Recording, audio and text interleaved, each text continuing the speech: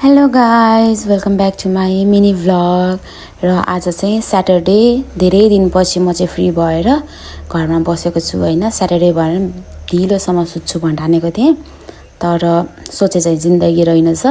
अनि उठेर फ्रेस भएर यसो एक चुस्की चाय लिएर आज चाहिँ दिनभरिको मैले सेड्युलै बनाएको थिएँ कि है, सबै सफा गर्नु थियो। अनि मैले चाहिँ फ्रिजबाट सुरु गरेँ, फ्रिज सफा गर्ने। अनि फ्रिज सफा गरेर चाहिँ मैले माथि लुगा भिजाउन हालेको थिएँ कि।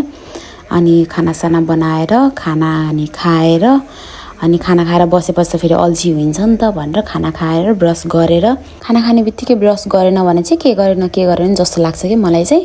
त्यही भएर ब्रस गरिसकेपछि आएर यहाँ रुम मिलाउनुतर्फ लागेँ।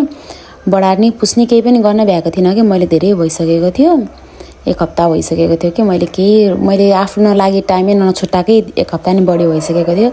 त्यही भएर आज चाहिँ मजाले रुम मिलाउने पुस्ने सबै गर्छु भनेर आफ्नो काम सुरु गर्न लागेँ। अनि कि यो रुमहरू चाहिँ धेरै भत्रोगोल देख्दा मलाई त कस्तो दिक्क लागिसकेको थियो कि। अनि कामले गर्दाखेरि खासै रुममा बस्न पनि नपाउने, अनि केही काम पनि गर्न नपाउने भइरहेको थिएँ। आज त यति बिजी भएर मेरो दिन सक्यो, कुरै छोडौँ। अनि यता फ्रिज पनि सफा गरिसकेँ।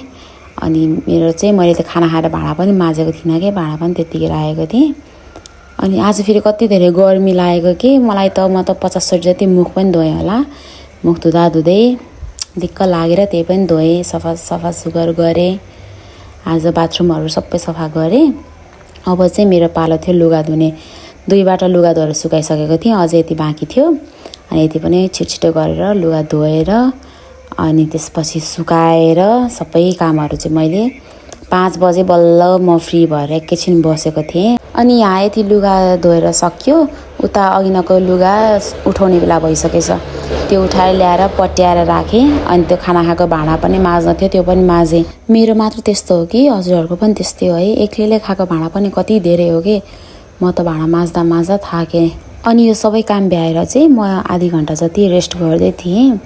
त्यही बेला मेरो बुढा पनि आइपुग्नु भयो। अफिसबाट आइपुग्ने बित्तिकै हेलमेट लगाएर फेरि हिँड बुढी हिँड जाम, हामी जाम बजारतिर जाम, हिँड आज हामी घुम्न जाम भनेर त मलाई बजार जाने भनेर लिएर जाम। हामी अहिले कहाँ जान लाग्यो अरे? के को लागि?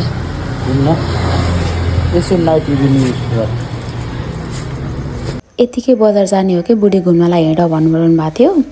यहाँ हिमालयन स्विट्समा ल्याउनु भयो कि उहाँले चाहिँ मलाई। हामी कहाँ समय हामीले चाहिँ बाहिर गएर डिनर नगरेको धेरै भएको थियो। त्यही भएर हामी चाहिँ यहाँ आएर के खायौँ हेरौँ है त। कस्तो छ? मिठो छ हाक्का नुडल बबाल। मेरो बुढोलाई चाहिँ यहाँको हाक्का नुडल्स एकदमै मनपर्छ के। अनि हामीले चाहिँ लस्सी खायौँ, नुडल्स खायौँ, अनि पिज्जा खाएर हामी चाहिँ त्यहाँबाट निस्क्यौँ। Bye, thank you for watching guys.